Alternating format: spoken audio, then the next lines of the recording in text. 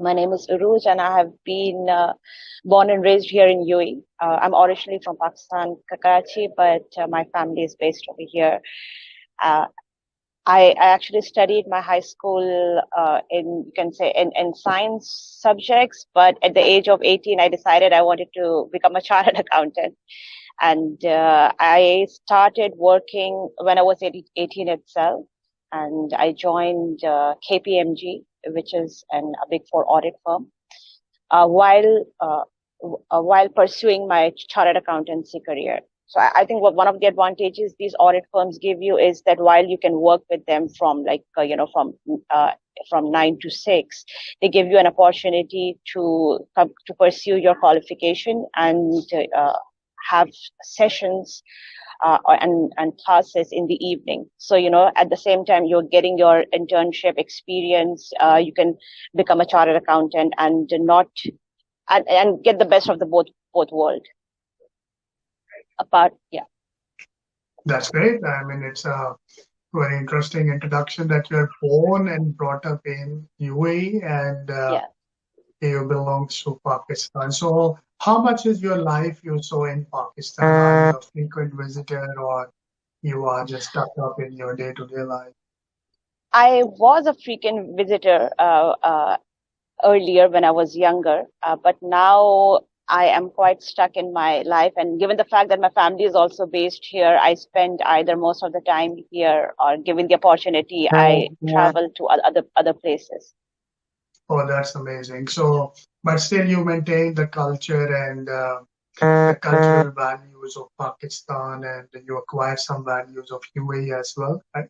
Yes, definitely. My family, my parents, and we have this exact same culture. The school that I went to, my friends, the people I hang out with. I have got my uncles and aunts over here, so it's like a mini Pakistan for me over here in Dubai itself. That's great. So I guess that now people are really excited to hear you because you are raised in UAE, you are from Pakistan, and you are a qualified chartered accountant and working in industry. So how you see an overseas Pakistani women and what is your advices to the upcoming people from Pakistan, especially the women who really want to come in UAE and want to have a life. So please go ahead with your discussion. So I'll actually start by telling you a little story about myself, how I got into this chartered accountancy. So when I was 18, I actually developed some interest in accounts, and I wanted to be a corporate lady. I wanted to be in a leadership role, and I started applying for audit firms. But what happened was that most of the people, in fact, most of the people I interacted with, they told me that no, it's something which is not good for a Pakistani girl. I mean, there are so many late hours. It's a fully male-dominated industry. You will have to work so hard. And everyone kept telling me, "Are you really sure you want to do this? Are you really sure you will be able to handle this amount of work and this amount of pressure?" Uh, and especially when all the leaders at that point which I had in the firm were all men. So I mean there wasn't a female lady in a leadership role that I could even look up to. And I think this is where you need to understand that, one, you need to really believe in yourself. You need to understand that, is this really your passion? Is this what you really want to do? Because the journey is long, the road really seems as if it's never ending. But once you start your journey, you will realize that no matter how many hurdles there are, how many struggles you have to go through, eventually you will reach your destination.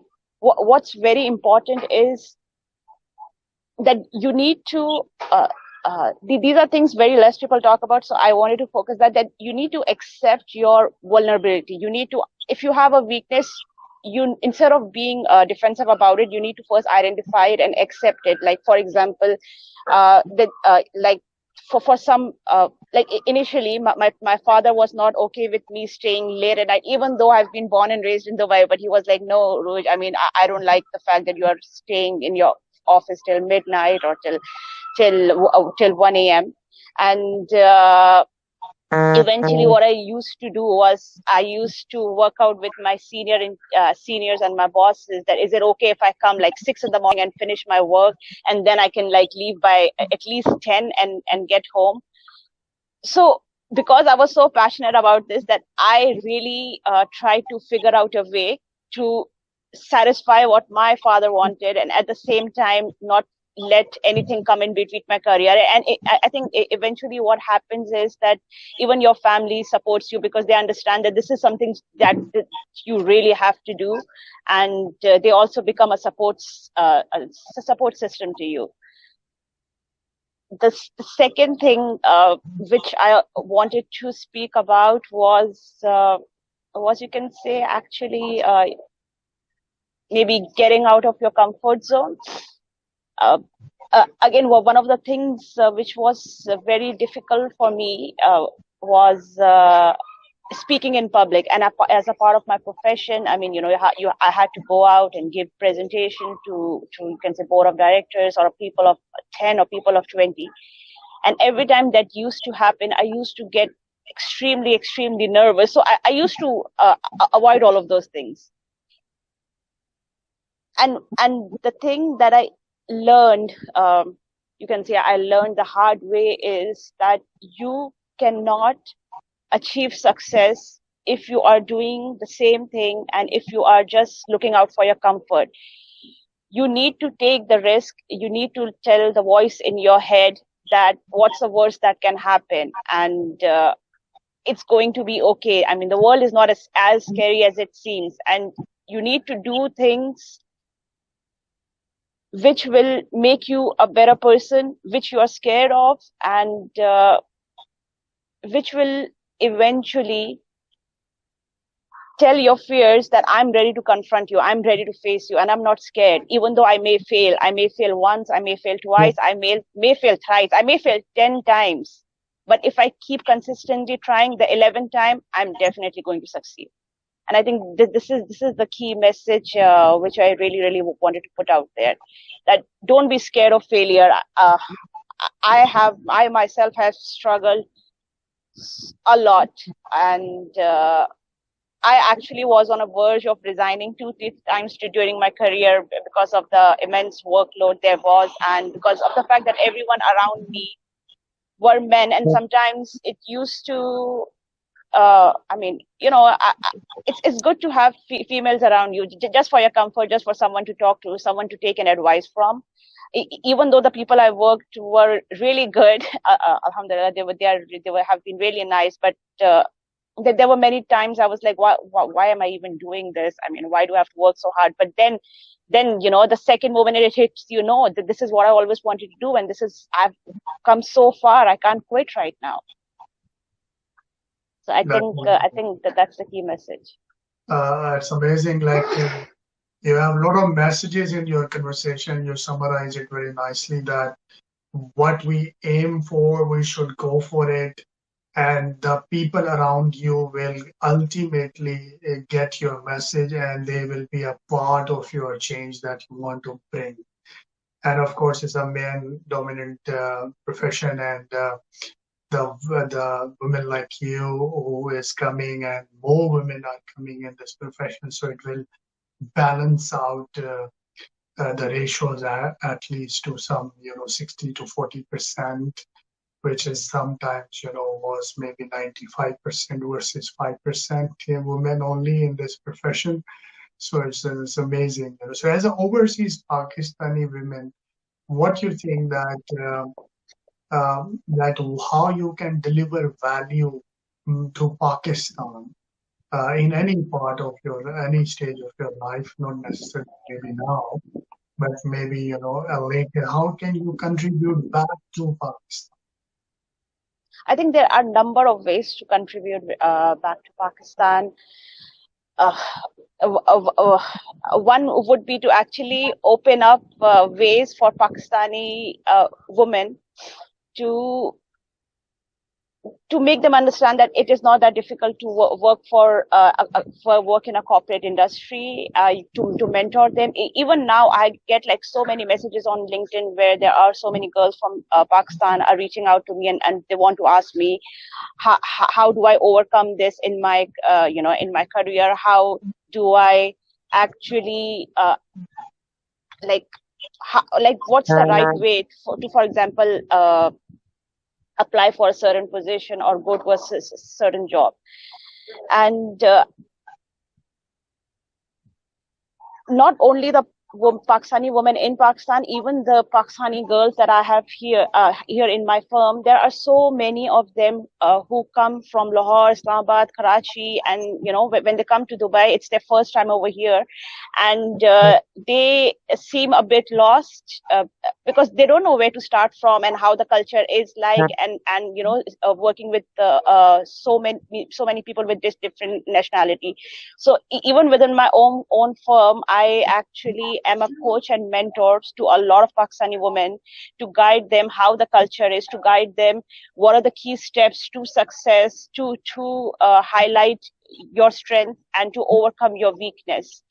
I play actually a very active role in KPMG itself on gender diversity and on supporting women, carving a path for them, and coaching them to reach to a leadership position. And that coaching is not always necessarily a formal coaching, but it is to make them understand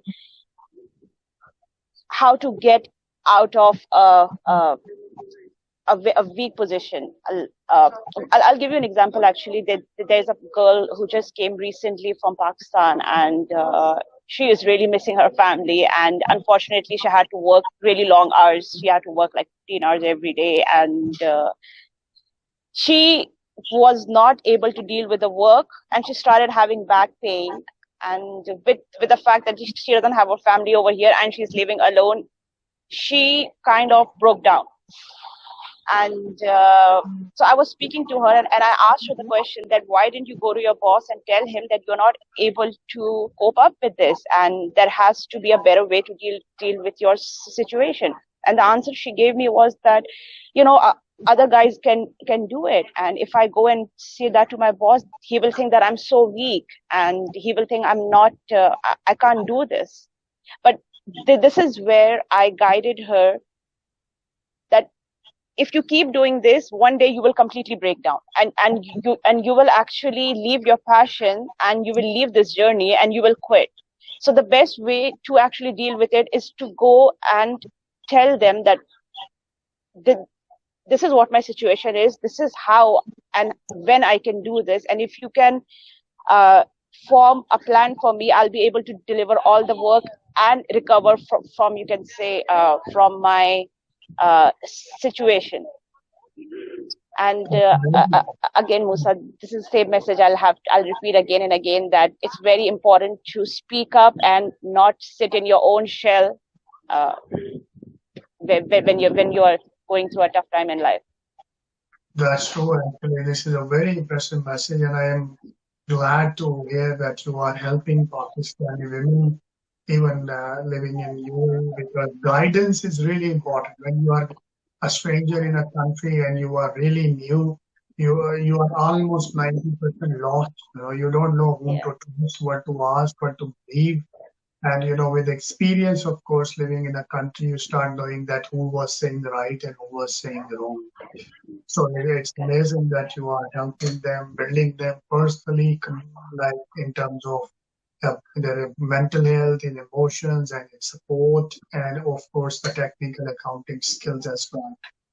So with this, I want to thank you for joining us today, and it was a very insightful discussion. And I wish we could continue this practice, and we will invite you in our other shows in the future.